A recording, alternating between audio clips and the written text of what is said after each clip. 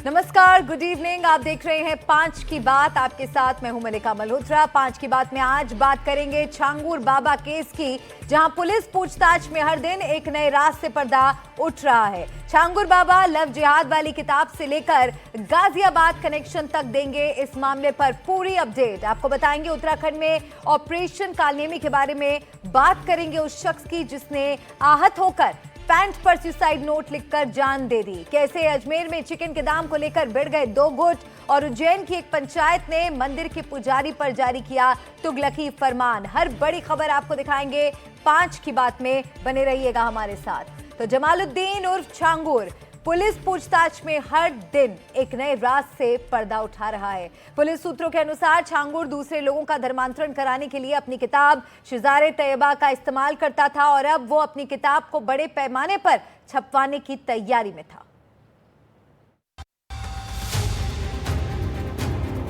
ATS की कैद में जमालुद्दीन उर्फ छांगुर बाबा हर दिन चौंकाने वाला खुलासा कर रहा है। इस छानबीन में छांगुर बाबा की पूरी साजिश का खुलासा करने वाली किताब शिजर ए तैयबा हाथ लगी है। सूत्रों के मुताबिक किताब का इस्तेमाल लव जिहाद और अवैध धर्मांतरण को बढ़ावा देने के लिए किया जा रहा था। छांगुर इस किताब को बड़े पैमाने पर छपवाने की तैयारी कर रहा था, जिससे अधिक लोगों का ब्रेन वॉश किया जा सके। पूछताछ में ये भी खुलासा हो रहा है कि सिर्फ एक नहीं बल्कि छांगुर की लिस्ट में कई किताबें थी, जिनमें कथित तौर पर हिंदू धर्म का अपमान और इस्लाम का महिमा मंडन किया गया था। छांगुर बाबा को पकड़ा गया। एक लड़की इंटरव्यू दे रही थी, वो लड़की जो छांगुर बाबा के चक्कर में पड़ गई तो वो भी मुसलमान हो गई। एक हिंदू लड़की क्या बन गई? मुसलमान। तो जब वो मुसलमान बनी तो वो मुसलमानों के संग बैठने उठने लग गई। तो मुसलमानों की उसने बात बताई कि जब मुसलमान लोग आपस में बैठ के बात कर रहे थे, छांगुर बाबा जैसे लोग, तो वो ये बता रहे थे कि बस 2048 आने दो। 2048 आते आते तो पूरा भारत इस्लामिक हो जाएगा। सूत्र बताते हैं कि छांगुर की किताब में धर्मी लोगों की सेना का जिक्र किया गया है, यानी ऐसे लोग जो इस्लाम के लिए अपनी जान देने को तैयार हों। लोगों को कैसे इस्लाम के प्रति आकर्षित किया जाए, इस बात को किताब में विस्तार से समझाया गया है। छांगुर जी, आप पर आरोप है धर्मांतर के, क्या कुछ कहेंगे? आपके ऊपर इसमें गंभीर आरोप लगे हुए हैं। हम बेकसूर हैं, हम कुछ नहीं जानते। सूत्रों के मुताबिक छांगुर बाबा ने धर्म प्रचार की आड़ में इस किताब को तैयार कराया था, लेकिन उसका असली मकसद लव जिहाद और अवैध धर्मांतरण की रणनीति को आगे बढ़ाना था। सूत्र बताते हैं कि ये किताब सोशल नेटवर्किंग और धार्मिक कार्यक्रमों के जरिए युवाओं तक पहुंचाई जा रही थी, जिससे से ज्यादा लोगों का ब्रेन वॉश किया जा सके। नए खुलासे के बाद एटीएस अब इस बात की भी जांच कर रही है कि छांगुर की इस किताब की अब तक कितनी कॉपियां तैयार की गई हैं और इसे कहां-कहां भेजा गया। जांच एजेंसियों का मानना है कि ये मामला सुनियोजित धर्मांतरण और कट्टरपंथी विचारधारा फैलाने की एक बड़ी साजिश का हिस्सा हो सकता है। छांगुर बाबा फिलहाल एटीएस की हिरासत में है और पूछताछ में हर दिन नए और चौंकाने वाले खुलासे कर रहा है। एनडीटीवी के लिए रणवीर सिंह के साथ बलराम त्रिपाठी की रिपोर्ट।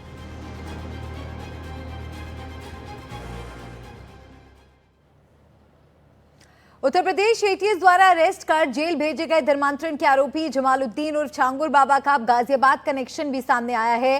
गाजियाबाद के कविनगर के एक परिवार ने छांगुर और उसका चेला बदर अख्तर सिद्दीकी पर गंभीर आरोप लगाए हैं। पीड़ित परिवार का दावा है कि उनकी बेटी को 2019 में दुबई भेजने के नाम पर गायब कराया गया और ब्रेन वॉश कर हिंदू धर्म से अलग किया गया।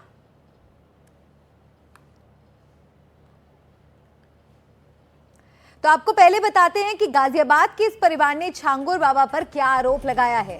तो शागिर्द बदर अख्तर सिद्दीकी ने साजिश रची, ये तमाम जानकारियां उनकी तरफ से बताई गई हैं। बदर के संपर्क में आने के बाद पूजा पाठ छोड़ दिया गया, भगवान के नाम से वे चिढ़ने लग गई, पेरेंट्स से कट गई। बदर अख्तर सिद्दीकी ने बहन का ब्रेन वॉश किया। दुबई में नौकरी दिलाने का झांसा दिया और ये झांसा देकर वो ले गया और बहन को पीटने लगा। सिगरेट से जलाने का भी आरोप सामने आया। युवती बार बार छांगुर बाबा का नाम लेती थी। 24 अक्टूबर 2019 से युवती का कोई पता नहीं चल सका है। तो गाजियाबाद में 2019 से लापता एक युवती की बहन ने आरोप लगाया है कि उसकी बहन को दुबई में नौकरी दिलाने का झांसा देकर बदर अख्तर नाम के व्यक्ति ने गायब कर दिया। ये बदर अख्तर कोई और नहीं बल्कि छांगुर का ही चेला है। उत्तर प्रदेश एटीएस और ईडी की जांच जैसे जैसे आगे बढ़ रही है, वैसे वैसे छांगुर और उसके नेटवर्क का देश विरोधी चेहरा सामने आ रहा है। धर्मांतरण और आईएसआई कनेक्शन के खुलासे के बीच अब इसका गाजियाबाद से भी कनेक्शन सामने आया है। गाजियाबाद की एक युवती 2019 से लापता है। उसकी बहन ने छांगुर और उसके खास चेले बदर अख्तर सिद्दीकी पर गायब करने का संगीन आरोप लगाया है। सर, मेरी बहन ट्रैवल एंड टूरिज्म का कोर्स कर रही थी, जिस दौरान इससे बातचीत हुई बदर अख्तर सिद्दीकी नाम के आदमी से। इसने उसको बातचीत करना और इसको गाड़ियों में वो करना, उसको मैनिपुलेट करना चालू कर दिया। फिर उसको धीरे धीरे ऐसी लाइफ दिखाने लगा कि जैसे तेरे घर वाले तो तेरे लिए कुछ नहीं करेंगे, जो भी हूँ मैं ही हूँ, मैं तेरी सारी मॉडलिंग करवाऊंगा, जॉब करवाऊंगा। उसको इस तरह से अपनी बातों में वो बहलाने लग गया। फिर उसके बाद एक बार वो घर वापस आ गई, चली गई थी, इसमें जो कि बदर अख्तर सिद्दीकी ही लेके गया था। फिर उसने उस टाइम पे ब्रेन वॉश कर दिया। दोबारा जब वो गई तो उसने बताया कि ये इसको कुछ चावल वावल भी देता था पड़वा के। अब को वो पीर बाबा के चावल, वो झांगुर जो भी है ये बाबा, इसके चावल पड़वा के देता था। कभी उसको पानी दे रहा है लाके कि मेरे दोस्त ने दिए हैं, तो इस तरह से वो उसको चीजें भी खिलाने लग गया था। गायब युवती की बहन का कहना है कि 2019 में उसकी बहन टूर एंड ट्रेवल्स का कोर्स कर रही थी। तभी उसकी जान पहचान बदर अख्तर सिद्दीकी नाम के एक व्यक्ति से हुई। बदर अख्तर सिद्दीकी ने उसे बहलाया फुसलाया और फिर धीरे धीरे उसका ब्रेन वॉश किया और 24 अक्टूबर 2019 के बाद से बहन गायब है। छांगुर बाबा का जिक्र किया, ये पीर बाबा छांगुर जो है वो अपने आप को नाम लेती थी वो कि पीर उसके जो साथ में है, इसके जो बड़े हैं, इसको कोई दिक्कत नहीं होगी। ब्रेन वॉश अच्छे तरीके से उसने ऐसा कर दिया कि उसको हर चीज से उसको हटा दिया था। जो भी हमारे हिंदुओं में जो भी पूजा पाठ, माँ बाप का जो आदर जो भी था, उसने हर चीज से उसको खत्म कर दिया। बस एक चीज उसके दिमाग में कि बदर बदर बदर बदर बदर, मतलब उसने इतना अपने आप को उसके दिमाग में बैठा दिया कि उसको उससे अलग कुछ दिखता ही नहीं था। कभी बाहर ले जाने की बात कही थी, दुबई या बाहर की कंट्री में? बाहर कहता था कि मैं बाहर लेके जाऊंगा, और बल्कि उसका पासपोर्ट जो हमने बनवाया था वो भी घर पे ही है, लेकिन बिना पासपोर्ट के वो लेके गया उसे। पीड़ित परिवार का कहना है कि उनकी बहन अक्सर छांगुर का नाम लिया करती थी। वो कहती थी कि बदर छांगुर को जानता है और कोई उसका कुछ नहीं बिगाड़ सकता। परिवार ये भी कह रहा है कि बदर के संपर्क में आने के बाद से कई दूसरी लड़कियां गायब हैं। परिवार बदर और छांगुर के कनेक्शन की जांच की मांग कर रहा है। उनका मानना है कि बदर अगर पकड़ा गया तो कई लड़कियों के गायब होने की कहानी के राज से पर्दा उठ जाएगा। एनडीटीवी के लिए गाजियाबाद से पंकज झा की रिपोर्ट।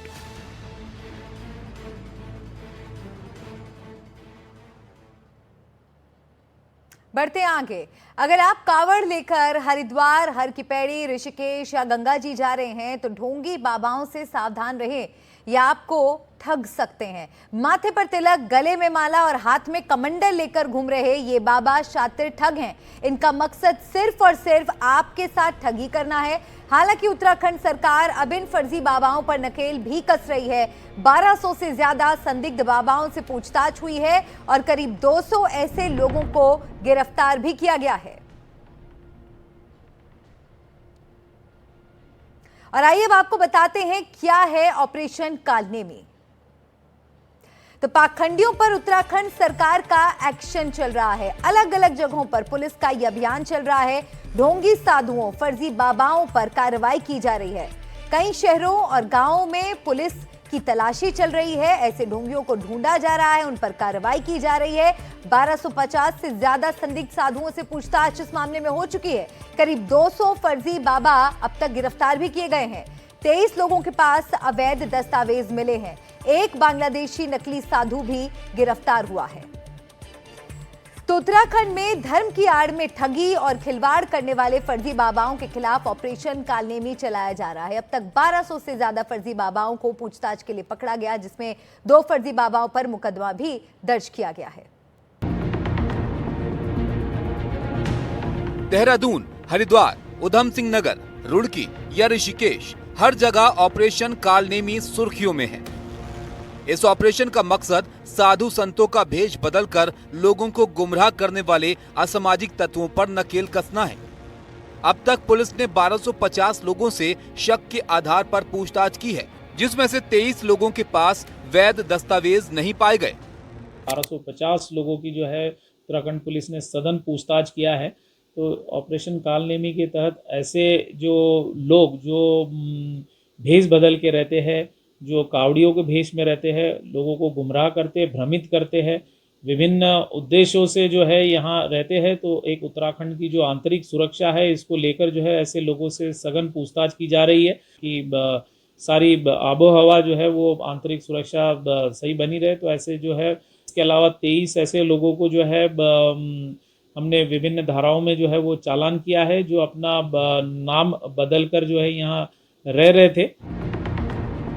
पकड़े गए फर्जी बाबाओं का आपराधिक रिकॉर्ड भी देखा जा रहा है। जिन 2 फर्जी बाबाओं पर मुकदमा दर्ज किया गया है, उसमें एक बांग्लादेशी है जो नाम बदल कर रहा था, तो दूसरे पर आर्म्स एक्ट का मुकदमा दर्ज किया गया है।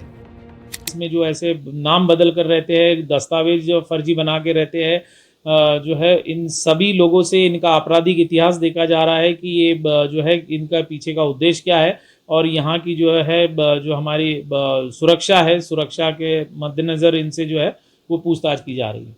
लगभग इसमें 2 व्यक्ति पे एफआईआर की गई है, जो एक तो नाम बदल कर रह रहे थे और एक जो है आर्म्स एक्ट में भी कार्रवाई हुई है।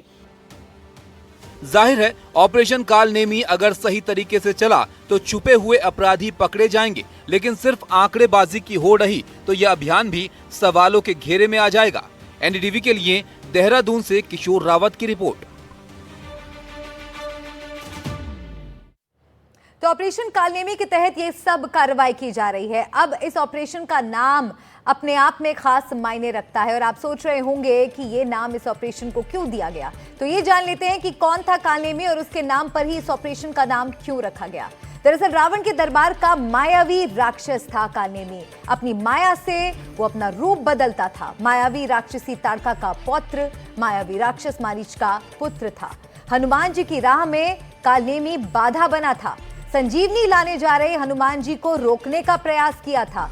साधु के वेश धारण कर हनुमान जी को कालनेमी ने रोका था और वक्त रहते हनुमान जी को सच का पता चला और क्रोधित हनुमान जी ने कालनेमी का वध कर दिया था। और अब बढ़ते हैं आगे और अगली खबर आपको दिखाएं जो कि लखनऊ से है। लखनऊ में सामने आई मां की हैवानियत। मां ही निकली मासूम बेटी की कातिल। बेटी के शव के सामने प्रेमी के साथ पार्टी की। पति को फंसाने के लिए मासूम को मार डाला। लखनऊ में 13 जुलाई को 5 साल की बच्ची की हत्या का ये मामला सामने आया और इस मामले में सनसनीखेज खुलासा हुआ है। पुलिस के मुताबिक बच्ची की मां रोशनी ने ही प्रेमी के साथ मिलकर पहले बेटी को बुरी तरह मारा पीटा और फिर गला दबाकर उसकी हत्या कर दी। हत्या के बाद बेटी के शव को पलंग के बॉक्स में रखकर बंद कर दिया। जब बदबू आने लगी तो शव को बाहर निकालकर एसी के सामने रख दिया। दिल दहला देने वाली बात यह है कि बेटी की हत्या के बाद दोनों ने वहां पार्टी भी की। दरअसल रोशनी नाम की ये कलयुगी मां अपने पति को मर्डर केस में फंसाकर जेल भिजवाना चाहती थी। जानकारी के मुताबिक रोशनी की बेटी अपनी मां के नाजायज संबंध का विरोध करती थी और अपने पिता शाहरुख के साथ रहने की जिद करती थी। इसीलिए रोशनी ने उसकी हत्या कर दी और आरोप अपने पति पर लगा दिया। लेकिन पुलिस ने जब गहराई से जांच की तो उसकी पोल खुल गई। रोशनी खान की पुलिस की जांच में अब पोल खुल गई है। लखनऊ में 5 साल की बच्ची की हत्या पर यह बड़ा खुलासा हुआ है।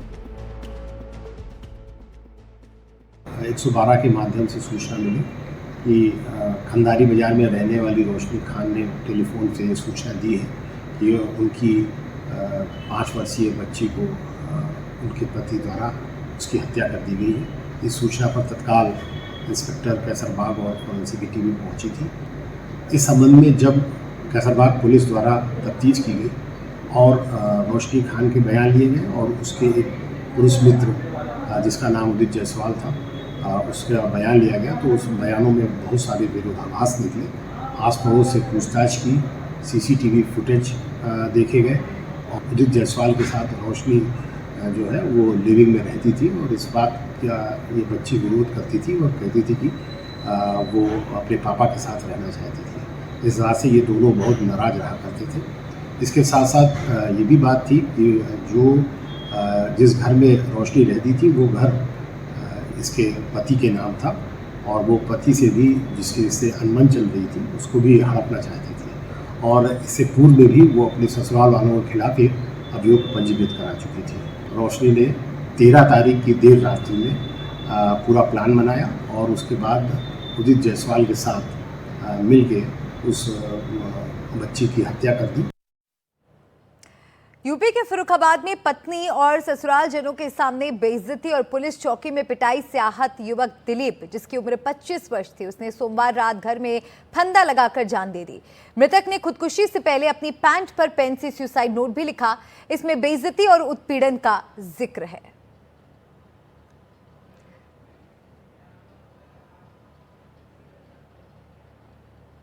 और आगे बढ़ने से पहले पूरा मामला आपको समझाते हैं।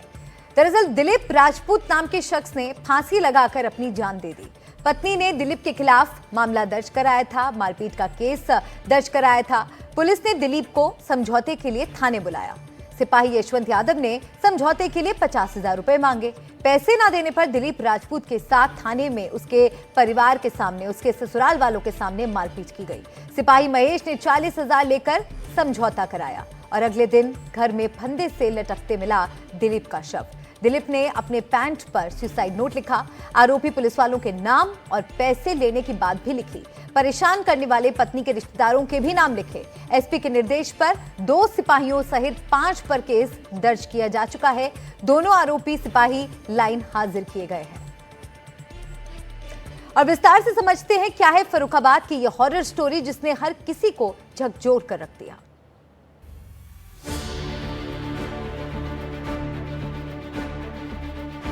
मेरी बीवी ने मुझे पुलिस से पिटवाया। जयवंश यादव और महेश ने बहुत पीटा। हम भी लूटे, तुम भी लूटो।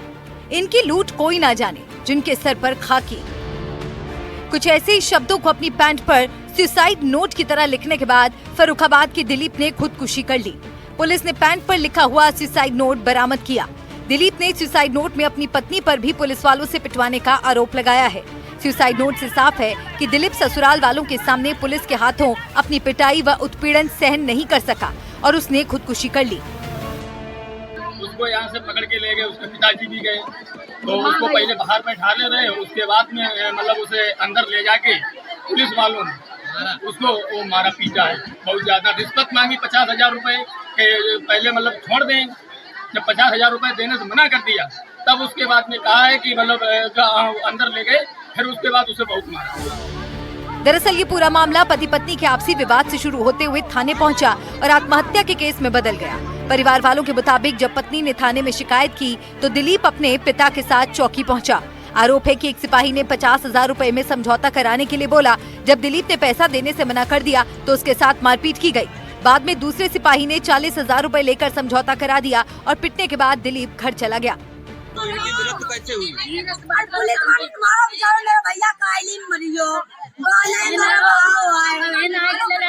कौन पुलिस वाला था, जानकारी है? परिजनों में गम भी है और गुस्सा भी। पुलिस इस पूरे मामले में कठोरतम कार्रवाई करने की बात कह रही है।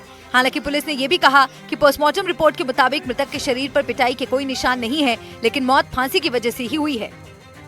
इस संबंध में मृतक के परिजनों द्वारा एक तहरीर दी गई है जिसमें महिला के पिता, उसके जीजा और उसके भाई के साथ साथ 2 पुलिसकर्मियों पर भी आरोप लगाए गए हैं। इस संबंध में सुसंगत धाराओं में मुकदमा पंजीकृत कर लिया गया है। इस संबंध में साक्ष्य संकलन कर कठोरतम कार्रवाई की जा रही है। पोस्टमार्टम रिपोर्ट में क्या है? पोस्टमार्टम रिपोर्ट में मृत्यु का कारण फांसी लगाना आया है। थाने में दिलीप की पिटाई, ससुराल वालों के सामने बेइज्जती और बाद में पैसा देकर छोड़ने का समझौता।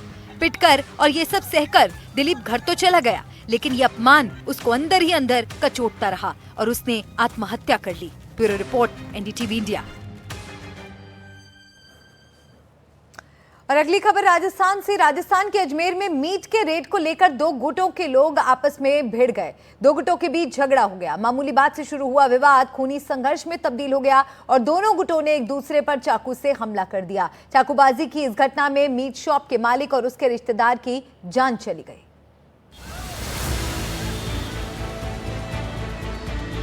राजस्थान के अजमेर जिले के रामगंज क्षेत्र में दिन दहाड़े मीट की शॉप पर रेड को लेकर एक ही समुदाय के दो पक्षों में खूनी संघर्ष हो गया। दिन दहाड़े चाकूबाजी की घटना से इलाके में हड़कंप मच गया। मौके पर मौजूद चश्मदीदों के मुताबिक अचानक हुए इस हमले में दुकान मालिक समेत आधा दर्जन से ज्यादा लोग गंभीर रूप से घायल हो गए। उन्हें तत्काल अस्पताल ले जाया गया, जहाँ दुकान मालिक की ओर के एक रिश्तेदार की मौत हो गई। दो जने आए, एकदम आते ही उन्होंने वो जो कट्टे पड़े हैं, कट्टे के अंदर बोतलें हैं पानी को, इधर पेप्सी वगैरह की, आते ही उन्होंने चालू कर दी, चलाना चालू कर दी। उनके हाथ में कोई चाकू वाकू थे, वो भी डाला उन्होंने। एक उनके पेट में लगी है इस साइड, और हाथों हाथ वो घायल हो गए। घायल होते ही वो मोटरसाइकिल लेके हाथों हाथ निकल गए और हाथों हाथ एक जना गिरे। उनके भाई लोगों और बचाने भी आए बहुत लोग, लेकिन जब तक बचाते बचाते जब तक तो बहुत लेट हो चुका। इस हमले में इमरान और शाहनवाज की मौके पर ही हालत गंभीर हो गई और इलाज के दौरान अस्पताल में दम तोड़ दिया, जबकि इरफान, शाहरुख, शाहबाज और सलमान गंभीर रूप से घायल हो गए। हमें घर बुलाने का इरादा था उनका कि घर पे आएंगे, फिर इनको ऊपर उल्टा केस लगा के रेप का केस लगाते। इन्होंने बोला भी था 2-3 जनों को इन पे रेप का केस लगाएंगे घर पे आने के बाद। फिर हम घर नहीं गए ना, तो उन्होंने राजीनामा करने के लिए यहाँ बुलाया। बोले यहाँ पर और राजीनामा करेंगे। हथियार लेकर आए थे, पूरी तरह हथियार लेकर आए थे। कैमरे की रिकॉर्डिंग है हमारे पास, पीछे से हमला किया इन्होंने। सारी चीजें, चाकू, छुरी, तलवार है, सब थी इनके हाथ के अंदर। पुलिस के मुताबिक विवाद की जड़ चिकन के रेट और आपसी रंजिश से जुड़ी है। फिलहाल पुलिस ने मामला दर्ज कर आरोपियों की तलाश शुरू कर दी है। वहीं कानून व्यवस्था बनी रहे, इसको लेकर शहर में बड़ी संख्या में पुलिस की तैनाती की गई है। मीट के रेट को लेकर कोई दो ग्रुपों में झगड़ा हुआ था। एक ही समुदाय के दोनों समूह हैं, जिसमें मीट की रेट को लेकर कोई झगड़ा हुआ था। तो झगड़े के चक्कर में वो आज मुद्दा एस्केलेट होते हुए दो ग्रुपों में झगड़े और मारपीट पर ये लोग उतारू हो गए और आपस में एक दूसरे पर चाकू से वार कर दिया, जिसमें दोनों ग्रुपों के कई लोग घायल हुए। घटना के बाद रामगंज थाना क्षेत्र में तनावपूर्ण शांति बनी हुई है, लेकिन दिन दहाड़े हुए डबल मर्डर ने अजमेर की कानून व्यवस्था पर सवाल खड़े कर दिए हैं। एनडीटीवी के लिए अजमेर से पवन अटारिया की रिपोर्ट। और इस बीच एक बड़ी खबर मिल रही है। कांग्रेस नेता राहुल गांधी ने असम के मुख्यमंत्री हिमंता बिस्वा शर्मा पर बड़ा हमला बोलते हुए कहा कि हिमंता को जेल जाने से कोई नहीं रोक सकता। राहुल गांधी ने असम के चायगांव में पार्टी की बैठक में कहा कि असम के मुख्यमंत्री खुद को राजा समझते हैं, लेकिन वो जल्द ही जेल में होंगे। राहुल गांधी ने कहा कि असम के मुख्यमंत्री और उनके परिवार ने जो भ्रष्टाचार किया है, उसका हिसाब जनता को देना ही होगा।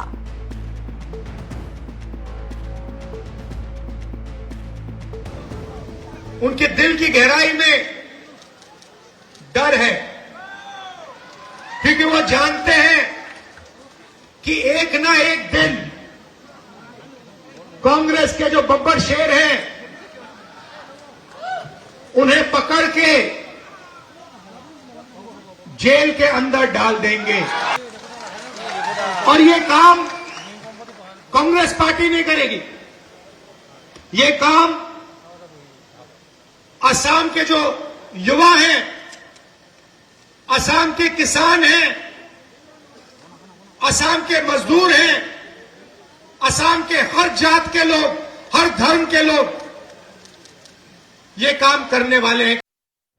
और वहीं राहुल के इस बयान को लेकर असम के मुख्यमंत्री ने तीखा पलटवार किया है। हिमंता बिस्वा शर्मा ने एक्स पर लिखा है, लिखकर ले लीजिए, हिमंता बिस्वा शर्मा को जेल जरूर भेजेगा। ये वही वाक्य है जो नेता प्रतिपक्ष श्री राहुल गांधी ने असम में कांग्रेस की राजनीतिक मामलों की समिति के साथ अपनी बंद बैठक में कहा। वे केवल इतना कहने के लिए असम आए, लेकिन हमारे नेताजी ये कन्वीनियंटली भूल गए कि वे स्वयं देश भर में दर्ज कई आपराधिक मामलों में जमानत पर हैं। तो इस मामले पर हिमंता बिस्वा शर्मा ने भी प्रतिक्रिया दी और एक्स पर इन शब्दों में जवाब दिया। जेल जाएंगे असम के सीएम, नहीं बचा पाएंगे पीएम मोदी। अमित शाह राहुल गांधी के इस बयान पर हेमंत बिस्वा शर्मा किस तरह भड़क गए और उन्होंने अपने जवाब को एक्स पर शेयर किया है। तो राहुल गांधी ने हेमंत बिस्वा शर्मा पर कई मामलों को लेकर आरोप लगाया है और इस पर असम के सीएम ने भी पलटवार किया और कहा कि राहुल गांधी भूल जाते हैं कि वो खुद जमानत पर बाहर हैं। और हमारे सहयोगी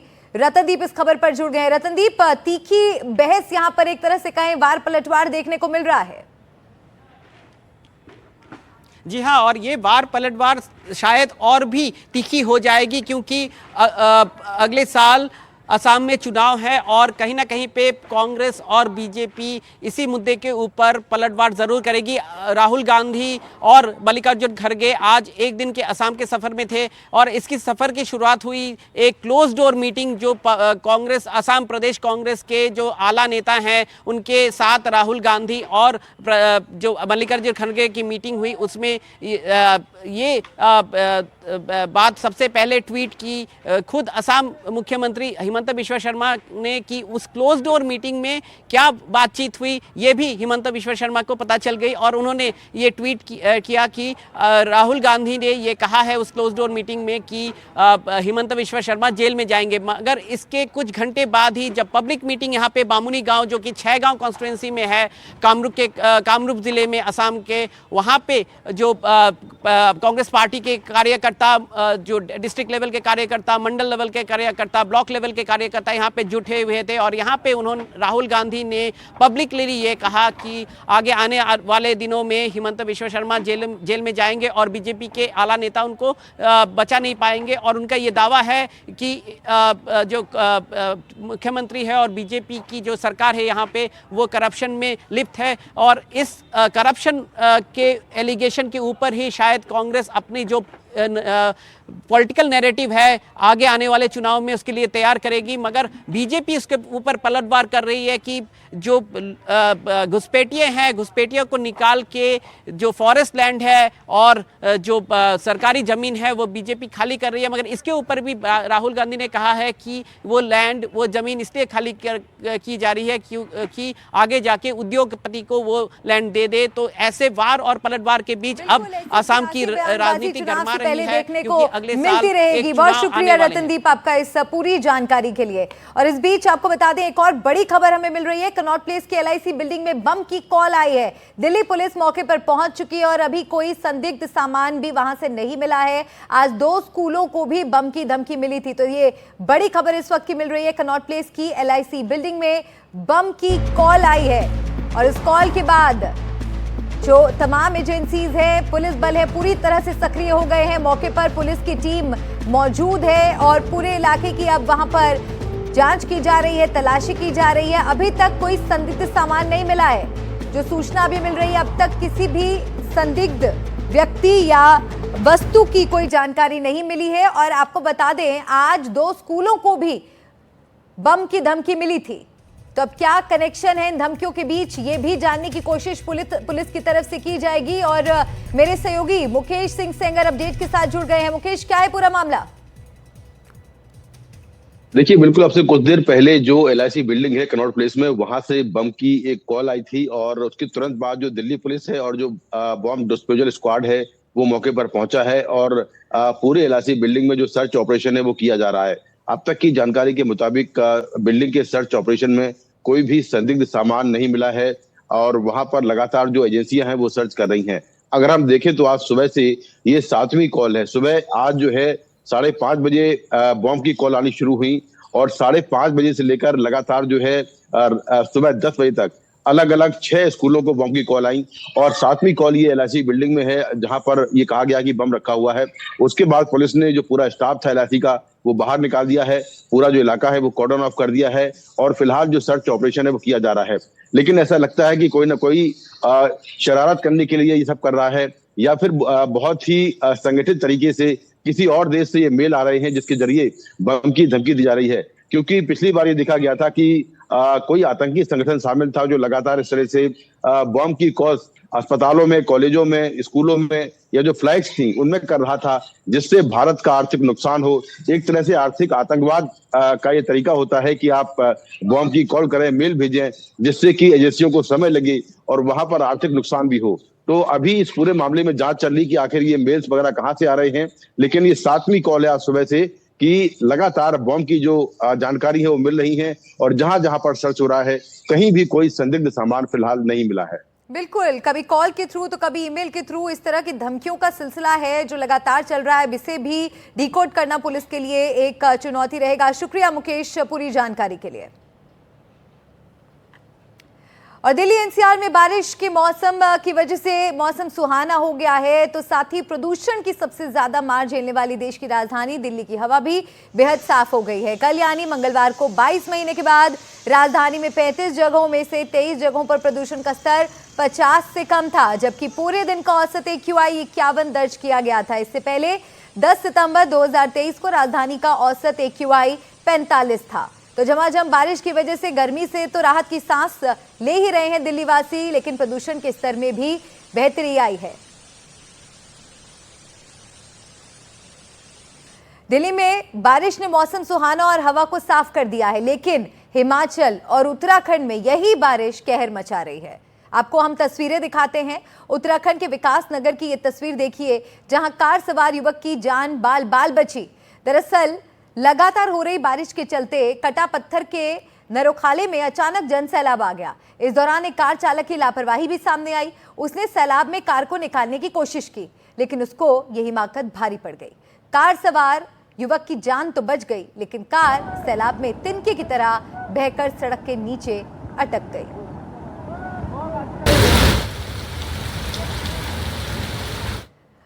और अब आपको एक और तस्वीर दिखाते हैं। ये तस्वीर है उत्तराखंड के चक्राता की। चक्राता के मोटर मार्ग में भारी लैंडस्लाइड हुआ है। लैंडस्लाइड की वजह से इस मार्ग पर रफ्तार पूरी तरह से थम गई थी। हालांकि बाद में पुलिस ने जेसीबी की मदद से रास्ता साफ खोल दिया। भूस्खलन की वजह से कई वाहन भी फंस गए थे, जिन्हें बाद में निकाल लिया गया। तो जगह जगह लैंडस्लाइड की खबरें आ रही हैं, ऐसी भयावह तस्वीरें मिल रही हैं। रफ्तार तो थमी गई है, लेकिन कई जगहों पर हादसों की भी जानकारियां सामने आ रही है। ऐसे में एहतियात बरतना बेहद जरूरी है। प्रयागराज में गंगा और यमुना नदियों का जलस्तर लगातार बढ़ रहा है। दोनों नदियां उफान पर हैं और अब विकराल रूप धारण करती नजर आ रही हैं। बाढ़ प्रभावित इलाकों को खाली कराया जा रहा है। लोगों को सुरक्षित स्थानों पर जाने के लिए भी कहा गया है। प्रयागराज से दीपक गंभीर की एक रिपोर्ट आपको दिखाते हैं। प्रयागराज में गंगा यमुना नदी इन दिनों उफान पर है। आप देखिए कि किस तरीके से यहाँ पर विकराल रूप देखने को मिल रहा है गंगा यमुना नदी का। आप देखिए कि जो तमाम जो निचले इलाके हैं वहां तक ये पानी पहुंच गया है। ये दरअसल ये संगम के पास का इलाका है, नागवासकी इसको कहा जाता है। ये रिवर फ्रंट रोड ये बनाई गई थी महाकुंभ के दौरान। उसके बाद देखिए कि पूरी तरीके से ये बाढ़ की चपेट में आ चुकी है सड़क। और जो यहाँ पर रहने वाले जो लोग हैं, देखिए रिहायशी इलाके में जो लो लाइंग एरियाज में जो लोग रह रहे हैं, देखिए कि अब उनके लिए अपने घर से नीचे उतरना भी कितना मुश्किल नजर आ रहा है। घरों तक जो है पानी पहुंच चुका है। जाहिर है कि जिस तरीके से गंगा और यमुना का जो लगातार जो है जल स्तर बढ़ रहा है, वो कहीं ना कहीं अब ये बाढ़ की जो है पूरी तरीके से दस्तक देता नजर आ रहा है। और ऐसे में अब लोगों के लिए जो है ये परेशानी का सबब भी बनता नजर आ रहा है कि किस तरीके से इसको जो है पूरा उनके लिए जो है ये विकट समस्या एक सामने खड़ी हो गई है कि कैसे वो यहाँ पर मैनेज करेंगे। लेकिन ये माना जा रहा है कि जो यमुना नदी में अगर नैनी की बात की जाए तो वहां पर भी जो लेवल है वो करीब जो है 82 मीटर जो है दर्ज किया गया है। इसके अलावा गंगा में पाफामऊ और छतनाग में भी जो है पानी जो है अब मीटर जो है वो दर्ज किया। और जो खतरे का निशान है वो करीब 84.734 मीटर जो है वो है। और ये माना जा रहा है कि करीब 2 से 2.5 मीटर की अब ये दूरी रह गई है जब ये खतरे के निशान तक ये पानी हो सकता है कि आने वाले समय में 2 से 3 दिन के अंदर जो है इसका लेवल बढ़े और लोगों के लिए जो है बहुत ज्यादा और परेशानी जो है सामने आ जाए। तो ऐसे में ये माना जा रहा है कि जिस तरीके से बाढ़ की जो समस्या है वो लगातार यहाँ पर जो है बढ़ रही है और अब आने वाले दिनों में कहीं ना कहीं जो आम जनता है उनके लिए परेशानी की जो समस्या है वो एक और सामने देखने को मिलेगी। ऐसे में प्रशासन की तरफ से जो है 88 जो है चौकियां जो है स्थापित की गई है बाढ़ की, कि किसी तरीके के यहाँ पर अगर बाढ़ की स्थिति बनती है तो उससे कैसे निपटना पड़ेगा। और साथ ही साथ SDRF जो है यहाँ पर तैनात की गई है। प्रशासनिक अमला जो है पूरी तरीके से तैयार है कि अगर किसी तरीके की बाढ़ की स्थिति बनती है तो कैसे उस चुनौती से उनको निपटना पड़ेगा। प्रयागराज से दीपक गंभीर, एनडीटीवी इंडिया। और बड़ी खबर मिल रही है, देवेंद्र फडणवीस के प्रस्ताव पर शिवसेना यूबीटी के प्रमुख उद्धव ठाकरे ने जवाब दिया है। कुछ बातों को हल्के में लेना चाहिए। इससे पहले देवेंद्र फडणवीस ने उद्धव को प्रस्ताव देते हुए कहा था 2029 तक हमारा विपक्ष में आना संभव नहीं। उद्धव इधर आना चाहें तो विचार करें। तो मुख्यमंत्री देवेंद्र फडणवीस ने शिवसेना नेता उद्धव ठाकरे को सरकार के साथ आने की खुली पेशकश की। तो इस पर उन्होंने भी जवाब दिया और कहा कि कुछ बातों को हल्के में लेना ही सही है।